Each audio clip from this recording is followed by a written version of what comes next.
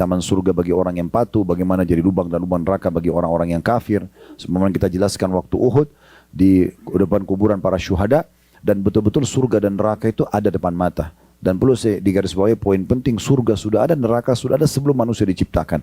Dan dalam sebuah hadis yang sahih kata Nabi SAW, kalau seorang hamba memohon kepada Allah surga, dalam satu riwayat 3 kali, riwayat yang lain 7 kali, maka surga merespon langsung di saat itu, bahwasanya sambil berkata, ya Allah sungguhnya hambamu fulan memohon masuk ke dalamku, maka atau ke dalam surga, masukkanlah ia.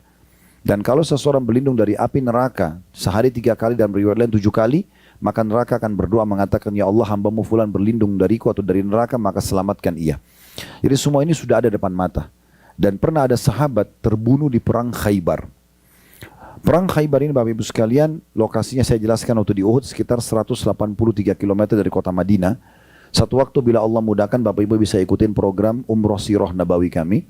Nanti itu memang programnya agak panjang, dia sekitar 12 hari. Kalau kita kan sekarang 9 hari, dia 12 hari. Tapi beberapa titik kita ke lokasi. Nah diantaranya perang Khaybar. Memang kita ke benteng-benteng Yahudi sana, kita ceritakan peperangan seperti kita ceritakan waktu Uhud kemarin. Jadi panjang sekali kita menceritakan tentang jenis peperangan atau kronologis peperangan. Nah di perang Khaybar ini ada satu kejadian unik. Ada satu orang Badui, Arab Badui, dia kebetulan ada di lokasi peperangan. Waktu Nabi SAW mengepung benteng pertama Yahudi namanya Benteng Naim. Nah, waktu dia lihat, karena dia orang Arab, ngerti bahasa Arab, dia lihat sahabat ini sholat, membaca ayat, di malam hari juga didengar baca ayat. Dia ngerti apa yang dibaca nih. Dan dia lihat bagaimana akhlaknya umat Islam, dia tertarik. Dia datang kepada beberapa orang sahabat Nabi dan berkata, kalian ini agama apa?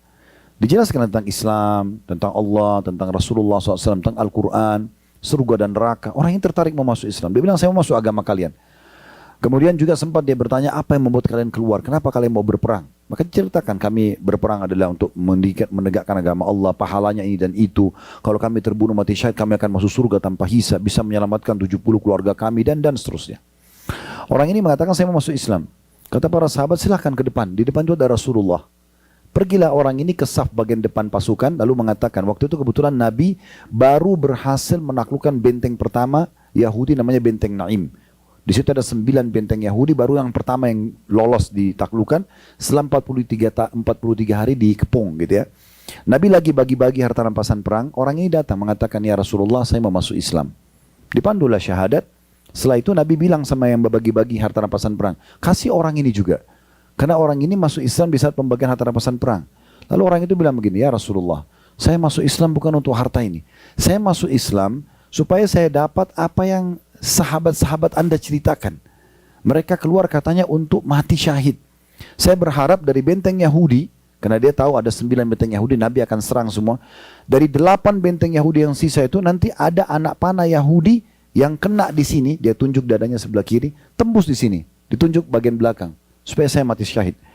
Kata Nabi SAW, kalau kau jujur Allah akan kasih kamu. Kan sudah kita jelaskan di Uhud ya. Orang mati syahid hanya akan dikasih yang betul-betul hatinya mau mati. Kalau kita sedikit ragu, udah nggak dikasih mati sama Allah di saat itu. Karena mati mulia ini.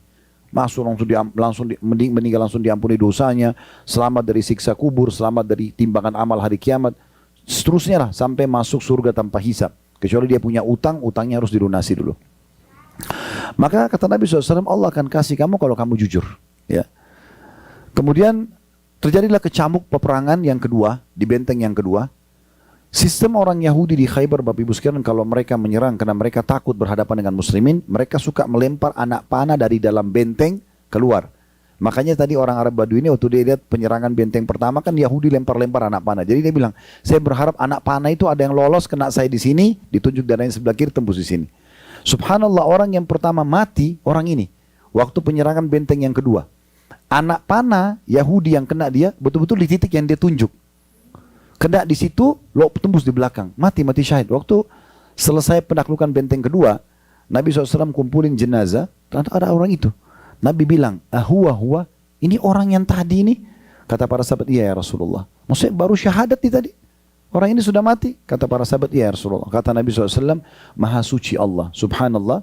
Ya, maha suci Allah yang telah yang maha benar dengan janjinya. Siapa yang mau lihat penghuni surga yang belum pernah sujud sekalipun, lihat orang ini. Dia baru syahadat lalu mati terbunuh, mati syahid. Lalu apa kata Nabi? Ini yang saya ingin saksi bahasannya. Kata Nabi SAW, ketahuilah surga itu lebih dekat kepada seseorang dari kalian daripada tali sendalnya sendiri.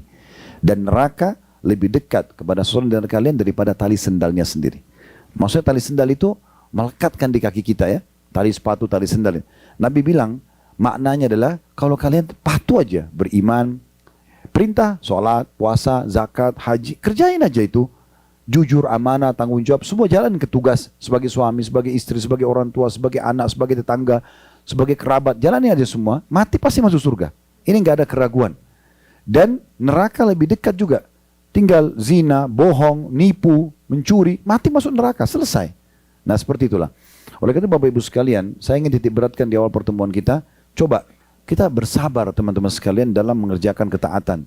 Dengan penuh keyakinan kalau kita akan dapat benar apa yang dijanjikan, dan tinggalkan maksiat dengan penuh keyakinan juga kita akan selamat daripada mara bahaya yang sudah diancamkan. Nah kurang lebih seperti itu. Nah sudah kami janjikan di Madinah, sesi kedua kita, karena kajian ini kayak bernyambung satu sama yang lain. Waktu di Madinah, kita bahas sayap kehidupan yang pertama yaitu syukur. Selalu lisan kita mengatakan Alhamdulillah, Alhamdulillah ya, kepada Allah SWT, maka Allah benar dengan janji dalam surah Ibrahim, surah 14 ayat 7, potongan ayat, la in syakartum la azidannakum. Kalau kalian bersyukur pasti aku akan tambah. Sekarang kita bahas sayap kehidupan yang kedua. Dan saya sudah bilang waktu itu, kalau dua sayap ini berimbang, kehidupan kita akan stabil. Ya, yaitu bersabar di saat ada ujian. Nah, ini harus berimbang ya. Tidak akan berimbang kehidupan kita, kalau ada nikmat, ada pekerjaan, ada pasangan hidup, ada makanan, ada minuman, kita bersyukur. Tapi begitu diuji sedikit sama Allah, cuma flu, cuma demam, udah berkeluh kesah. Maka ini berarti tidak sabar dia, tidak berimbang hidupnya. Seperti pesawat cuma satu sayapnya, ya, nggak berimbang. Orang ini ujian kecil aja sudah mengeluh, apalagi kalau ujian besar datang kepadanya. Nah, atau sebaliknya, orang dikasih kemiskinan, susah, dia sabar. Tapi begitu Allah bukain rezeki, udah mulai ada pekerjaan, lupa, lalai. Seperti kasusnya Qarun. Qarun itu dulunya orang soleh dari Bani Israel, ya, yang biasa kita bilang Indonesia harta karun. Nah, Qarun itu nama dia. Qarun ini nama satu orang di masa itu pengikutnya Nabi Musa yang sangat soleh, miskin dia. Lalu dia bilang kepada Nabi Musa, tolong berdoa sama Allah supaya saya diberikan kekayaan. Lalu Nabi Musa berdoa agar Allah berikan dia kekayaan, lalu diberikan kemahiran bisa bisnis emas. Dari kecil sampai menjadi orang yang paling kaya raya di Bani Israel. Dan uniknya, dia sepakat dengan Fir'aun untuk membunuh Nabi Musa. Dia bukan cuma kufur kepada Allah, tapi dia sepakat dengan Fir'aun untuk membunuh Nabi Musa. Dia yang tidak mau bayar zakat dan segala macam hal yang dilakukan.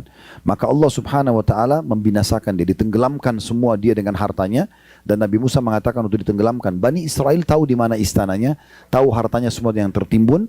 Maka mereka ada yang mencoba gali, ya. Siapa tahu dapat hartanya Qarun, karena dia kalau keluar semua dengan emas-emasnya, dengan perhiasannya, dengan dayang-dayangnya. Maka kata Nabi Musa alaihissalam, Allah berfirman, harta itu tidak akan pernah ditemukan selamanya. Sudah Allah tutup. Makanya harta tertimbun kita bilang